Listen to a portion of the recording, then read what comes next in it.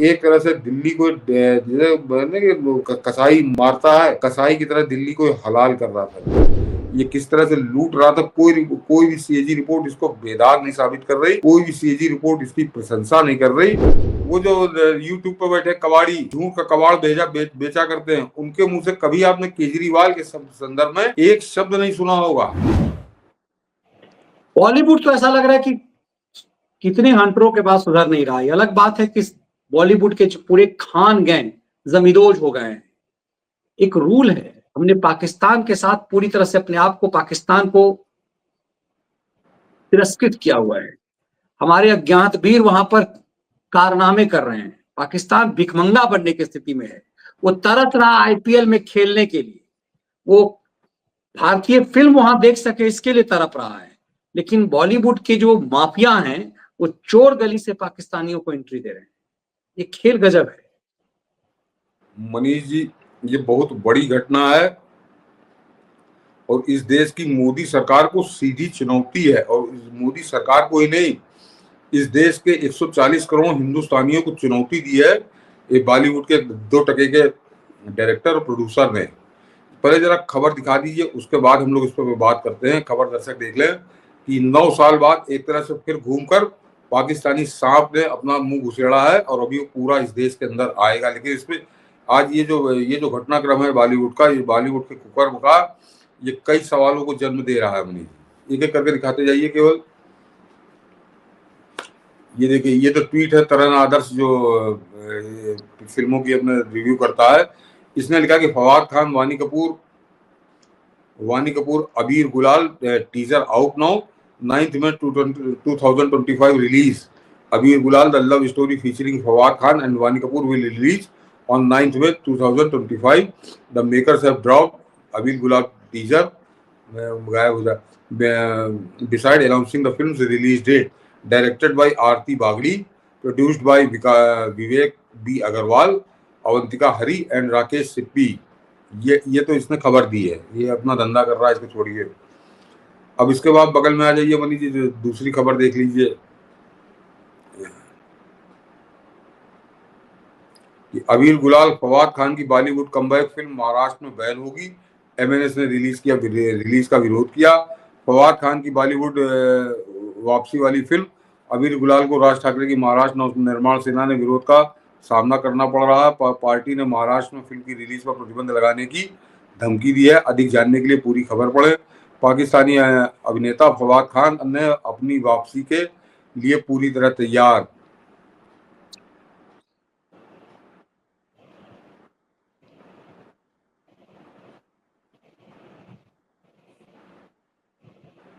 पूरी तरह तैयार बॉलीवुड फिल्म के साथ 9 साल बाद अबीर गुलाल। उन्होंने हाल ही में फिल्म का टीजर साझा किया, जिसमें वानी कपूर फिल्म लीड के रोल पर तौर पर। वैसे तो फैंस फवाद को हिंदी फिल्मों में वापस देखने के लिए काफी उत्साहित हैं, लेकिन राज ठाकरे की अगुवाई वाली महाराष्ट्र नवनिर्माण सेना मनसे महाराष्ट्र ऐसा नहीं होने देना चाहती। राजनीतिक पार्टी की सिनेमा शाखा मनसे चित्रपट सेना के प्रमुख अमेय खोपर ने कहा कि वे पाकिस्तानी अभिनेता वाली फिल्म को महाराष्ट्र में रिलीज नहीं होने देंगे। शिवसेना नेता संजय निरुपम, ये है खास कि शिवसेना नेता संजय निरुपम ने भी भारत में पाकिस्तानी फिल्मों के रिलीज होने पर अपने विचार साझा किए। उन्होंने कहा, भारत में पाकिस्तान के प्रति व्यापक नफरत है। जब पाकिस्तान की कोई फिल्म रिलीज होती है तो भारतीय दर्शक उसे देखना पसंद नहीं करते। अगर कुछ लोग उत्सुकता से इसे देखते भी हैं तो पाकिस्तानी कलाकार भारत में कभी व्यापक सफलता हासिल नहीं कर पाए हैं। अगर केंद्र सरकार के पास इस बारे में कोई नीति है तो उसे लागू किया जाना चाहिए। पाकिस्तानी फिल्मों को भारत में रिलीज किया जाना चाहिए या उनके कलाकारों को यहाँ काम करने की अनुमति दी जानी चाहिए। इसका फैसला सरकार को ही करना चाहिए। फवाद खान की आखिरी फिल्म ए दिल है मुश्किल थी, जो 2016 में रिलीज हुई थी। विवाद के चलते उसके सीन काट दिए गए थे। अब वे बॉलीवुड में अबीर गुलाल के साथ वापसी कर रहे हैं। ये है खबर।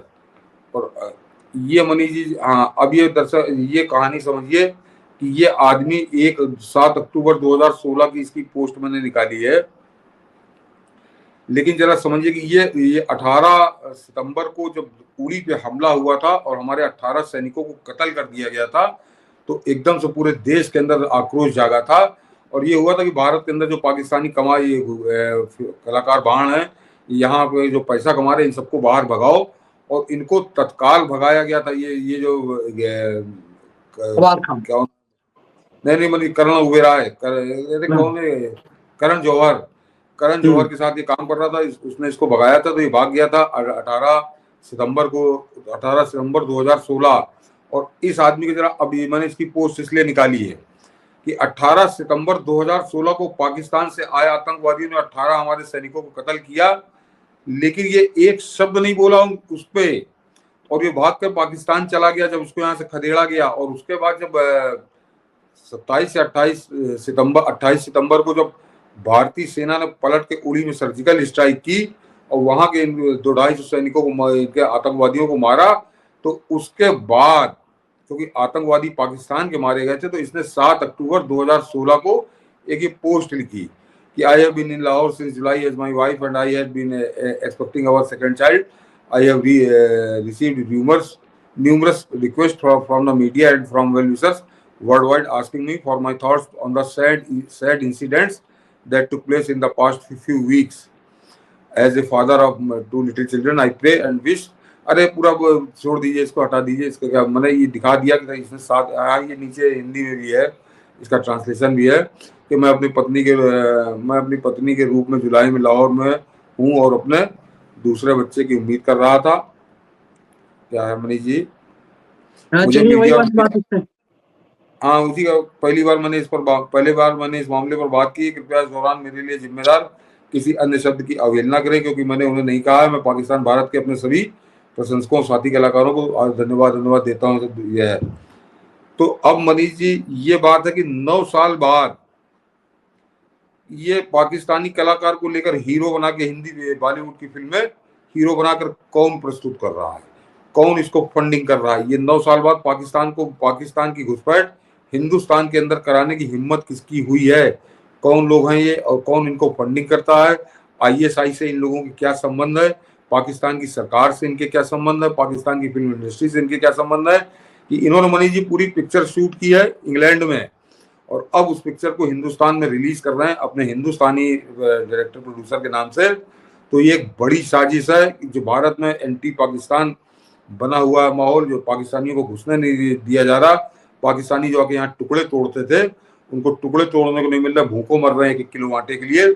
और ये महिला आरती बागली और अग्रवाल जी जो हैं, ये एक इनको मनीष जी पूरे 140 करोड़ हिंदुस्तानियों में कोई हीरो नहीं मिला। पूरे बॉलीवुड में जो हजारों लोग घूम रहे हैं वहां से कोई इनको हीरो नहीं मिला। इनको हीरो मिला पाकिस्तान का, कराची से तो कराची से इस जो ये प्रोड्यूसर है इस पिक्चर का, जो डायरेक्टर है इस पिक्चर की, उसके दाऊद इब्राहिम से क्या संबंध है। दाऊद इब्राहिम के इशारे पर वो दोबारा कराची से हीरो लाकर यहाँ प्रस्तुत कर रही है और हिंदुस्तान बिल्कुल बेकार जैसे कुछ जानता ही नहीं है। और सबसे खास बात फिर दर्शकों को बता दूं कि ये कहीं बनाती पिक्चर पाकिस्तानी नहीं, उसके बाप को भी ले आती, पूरा खानदान पाकिस्तानी ले आती। वो पिक्चर हिंदुस्तान में बिना सेंसर बोर्ड के रिलीज नहीं हो सकती, उसके सर्टिफिकेट के। तो इस पिक्चर को सेंसर बोर्ड ने, जो हिंदुस्तान का सेंसर बोर्ड है, उसने रिलीज होने का सर्टिफिकेट कैसे दिया। एक पाकिस्तानी हीरो, पाकिस्तानी जिसका बायकॉट चल रहा है पूरे देश के अंदर, उसको सेंसर बोर्ड ने किस आधार पर रिलीज करने का जो है सर्टिफिकेट जारी किया है। और फिर याद दिला तुमको, मैं जब आएगा तो मुझे याद दिलाना पड़ेगा कि सेंसर बोर्ड का अध्यक्ष वही प्रसून जोशी है जिसने आदि पुरुष को टिकट सर्टिफिकेट दिया था। तब भी मैंने कहा था कि तुम भाजपा के डेथ वारंट पर, राजनीतिक डेथ वारंट पर साइन कर रहे हो, और किया था, आदि पुरुष हुआ। उसके बाद 2024 सब लोगों ने देखा, लेकिन वो आदमी आज भी मान नहीं रहा मनीष जी। ये इतना गंभीर मसला है कि पाकिस्तान की दोबारा एंट्री करा रहा है। हिंदुस्तान की सरकार क्या चाहती है इस बात से कोई मतलब नहीं, हिंदुस्तान का प्रधानमंत्री क्या चाहता है इस बात से कोई मतलब नहीं, हिंदुस्तान की जनता क्या चाहती है इस बात से कोई मतलब नहीं। उसको केवल मतलब यह है कि उसने एक आदमी सेट कर लिया, सेंसर बोर्ड का अध्यक्ष, और वो सेट हो गया क्योंकि वो दाऊद से उसका कनेक्शन है जो जिसने पिक्चर बनाई है। तो जरा आप जरा तागे जोड़िए। और उसके बाद अब ये पिक्चर पूरे 140 करोड़ हिंदुस्तानियों के मुंह पर जोरदार थप्पड़ की तरह रिलीज होगी 9 मई को। और उन्होंने टीजर तभी रिलीज किया है जब उन्होंने पिक्चर, उनको सर्टिफिकेट मिल गया है सेंसर बोर्ड का। तो मैं ये प्रधानमंत्री मोदी समझे इस बात को कि क्या मतलब आपने हम लोगों को जुटियाने के लिए बना रखा है क्या एक तमाशा। कि तुम लोग पाकिस्तान से बातें दुनिया भर की करते रहो, लेकिन यहाँ पे हमारा चमचा जो है वो पाकिस्तान को अपने गले लगा के यहाँ पे लाके स्वागत करवाएगा उसका।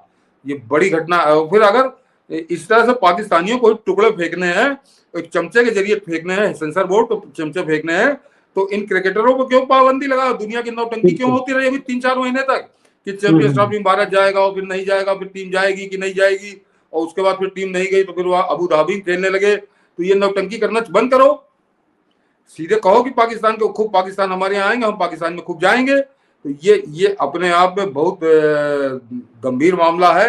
और इस पिक्चर को अगर रिलीज ये भारत के अंदर होती है तो ये मैंने कहा ना कि 140 करोड़ लोगों के मुंह पर एक चमचे का थप्पड़ होगा मनीष जी। वो जो दाऊद के गुर्गे हैं जो डायरेक्टर प्रोड्यूसर, उनकी तो औकात नहीं कि बिना सेंसर सर्टिफिकेट के पिक्चर को रिलीज कर दे हिंदुस्तान के अंदर। वो इस पिक्चर को हिंदुस्तान के अंदर तभी रिलीज कर पाएंगे जब उस चमचे का सर्टिफिकेट मिल गया। और ये दर्शक इस बात को अच्छे समझ लें, जरा इसकी गूढ़ बात समझिए।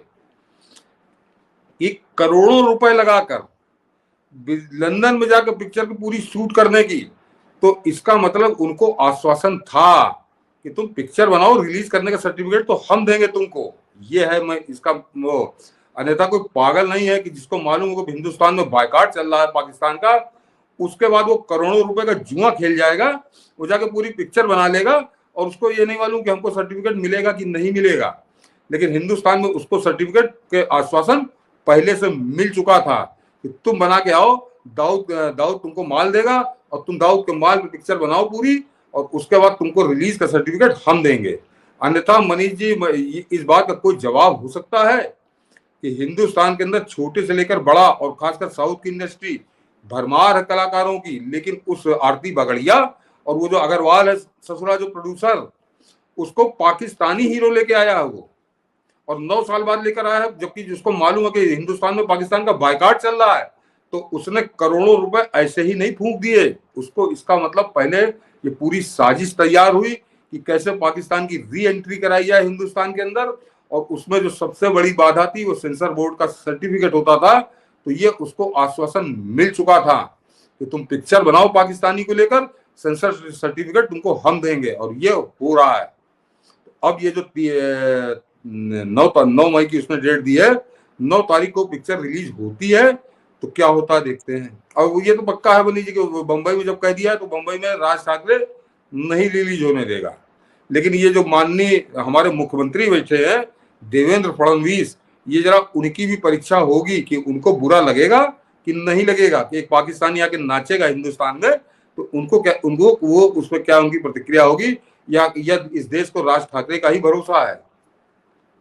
बहुत गंभीर मामला है। और क्या इस तरह से चुपके चुपके इतना बड़ा खेल किया जा सकता है? इस खेल को राज ठाकरे जब नंगा करेंगे तो मुझे लगता है देशव्यापी, और इस मंच के माध्यम से हम भी आग्रह करते हैं कि आप इस वीडियो को साझा कीजिए ताकि बात जाए कि क्या सरकार से ज्यादा ऊपर है उसका एक वीवीआईपी चमचा, जिस भाषा का इस्तेमाल अक्सर सचिन जी करते हैं। क्या ये वीवीआईपी चमचा सरकार, सिस्टम और कानून से ऊपर हो चुका हुआ है? क्योंकि एक बार नहीं, बारंबार ये खेल चल रहा है, बारंबार हो रहा। अरे अभी अल्लाह वादिया वाला बिल्कुल सामने है, अल्लाह वादिया वाला वीडियो हम लोगों ने दिखाया। सुप्रीम कोर्ट में गया कि हमारा पासपोर्ट रिलीज कर दो, सुप्रीम कोर्ट ने ड्रामा तो कर दिया कि अभी नहीं करेंगे, लेकिन इंडिकेट दे दिया कि भाई चंद्रचूड़ का बेटा तुम्हारा वकील है तो मिलेगा ही तुम्हें। तो ये इस देश को कैसे मूर्ख बनाया जाता है, ये पूरी तरह से कहीं ना कहीं इन चीजों से दिखाई देता है। बिल्कुल।